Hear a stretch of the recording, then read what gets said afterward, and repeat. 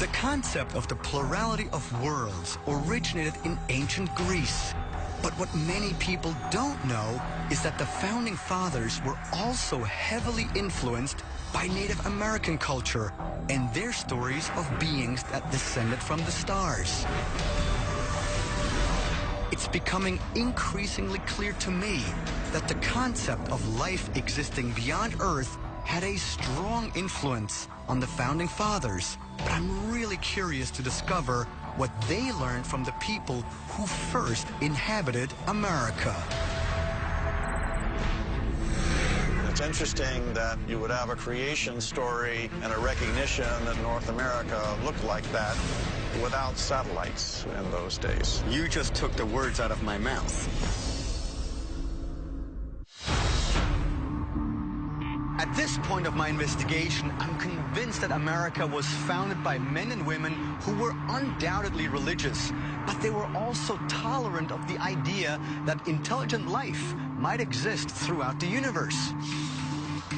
They also intentionally founded their new nation on the ancient philosophies of Rome, Greece, Egypt, and India, civilizations which, in turn, credited their origins to so-called gods, visitors from the stars who came to Earth and shared their wisdom with mankind. I'm also becoming convinced that another ancient civilization played a significant role in conducting the American experiment, that of the native Iroquois. For this reason, I've traveled to Georgetown in Washington, D.C. to meet with Dr. Donald Grindy, an expert on Iroquois history. How are you? Pleasure to meet you. How are you? I'm interested to hear how the Iroquois Six Nations Treaty may have actually been an inspiration to our very own Constitution. I've heard all these different stories about how the Iroquois played an instrumental part in the creation of our nation.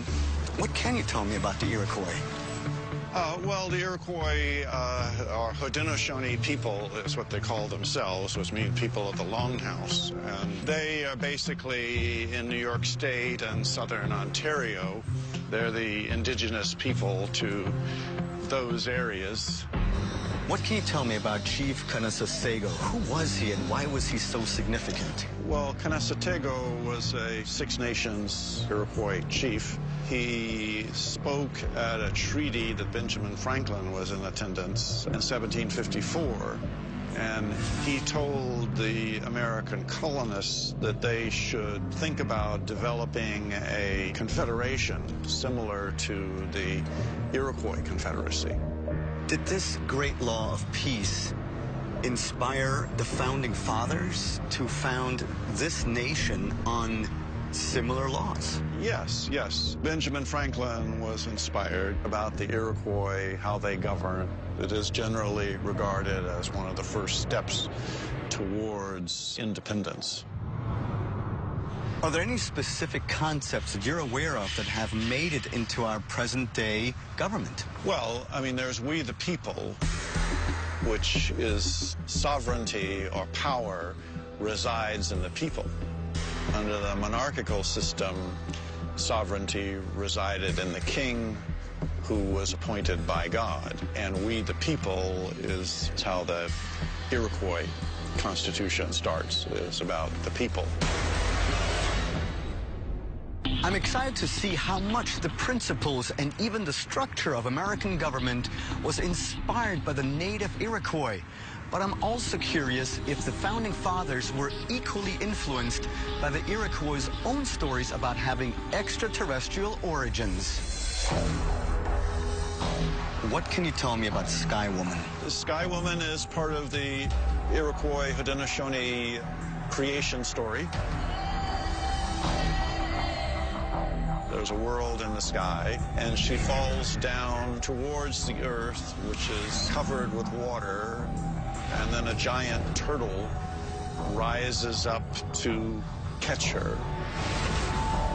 And that land is what Haudenosaunee people call Turtle Island, which is North America.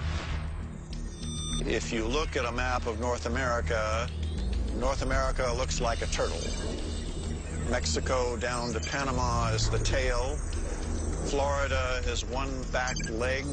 Baja California is the other back leg. The front leg is Alaska, and the other front leg is up near Labrador. And the turtle is kind of like that. And it's interesting that you would have a creation story and a recognition that North America looked like that without satellites in those days. You just took the words out of my mouth. It's fascinating to hear that a turtle figures into this Iroquois creation story because in ancient cultures all over the world you can find origin stories that begin with a cosmic turtle. Now, in the case of the Iroquois, it is said that a giant turtle rose up to catch the Sky Woman. But could this really be a reference to some kind of spacecraft? But even if the turtle in the story is only referring to the shape of North America, that's just as incredible. Because how would ancient Native Americans have had any idea about the shape of the continent unless they could see it from space? When the American Revolution started, one of the symbols of the colonist was a Native American woman. It isn't until the 1840s or 50s that you get Uncle Sam. Now, this is fascinating to me that one of the earliest symbols of colonial America was a Native American woman who may have been a representation of the Iroquois Sky Woman. Because we also have that weird story of George Washington being visited at Valley Forge by an angelic female being.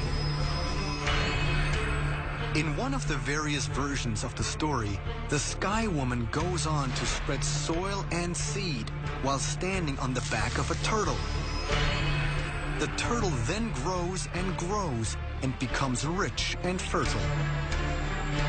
So is the story of the Sky Woman simply a colorful myth? Or could it be a description of a real flesh and blood extraterrestrial? My investigation must continue.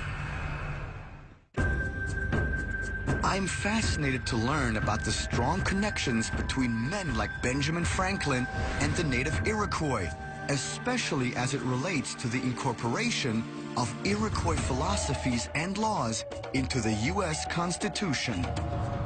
But I'm also equally excited to find out that the Iroquois have an origin story concerning a so-called Sky Woman, who they believe came to Earth tens of thousands of years ago, and that she served as a symbol for the United States until the mid-19th century. To learn more, I've arranged to meet with Native American folklorist Dr. Joanne Shenandoah, a member of the Oneida Iroquois Confederacy. Joanne, what can you tell me how the Iroquois had influence on the Founding Fathers? Iroquois people had a beautiful thing to offer America, and that was democracy, equality, women's rights, and the respect for human dignity, religious rights. There were no class systems. We didn't have kings and queens. What can you tell me about the legend of Sky Woman? First of all, we don't consider it a legend. We consider it reality. We believe this is the beginning of who we are as a people on this earth.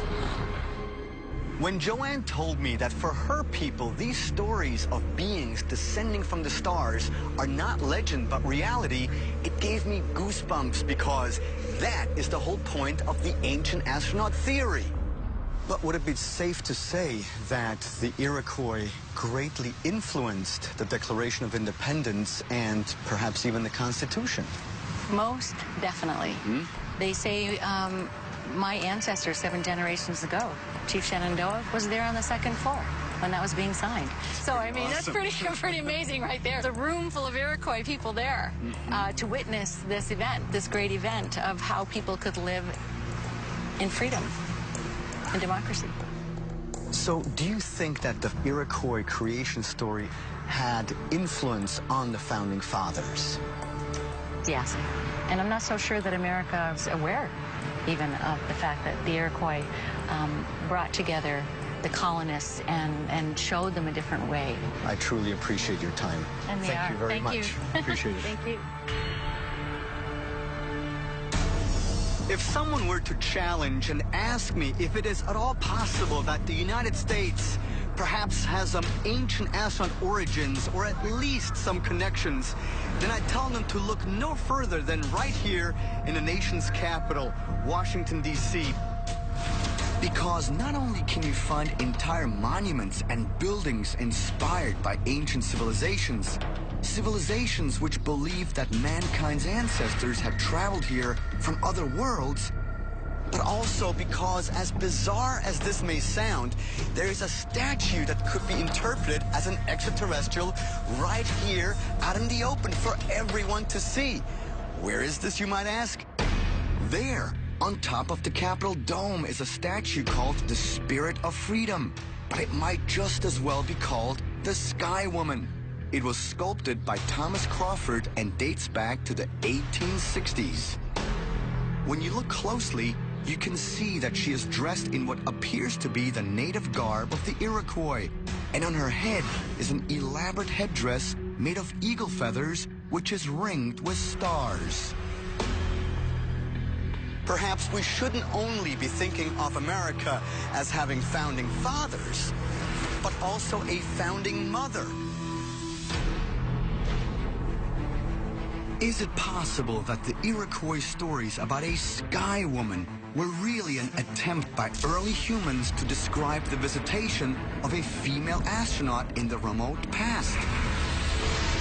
And could this mean that it was really an extraterrestrial who inspired the Iroquois to believe that a good government should guarantee its citizens life, liberty, and the pursuit of happiness? Although I'm not entirely convinced, I am open to the idea that the statue on top of the dome could be a depiction of a real flesh and blood extraterrestrial whose influence can still be found by those who study our nation's laws, examine our most sacred of institutions, and everyone who challenges authority in search of aliens.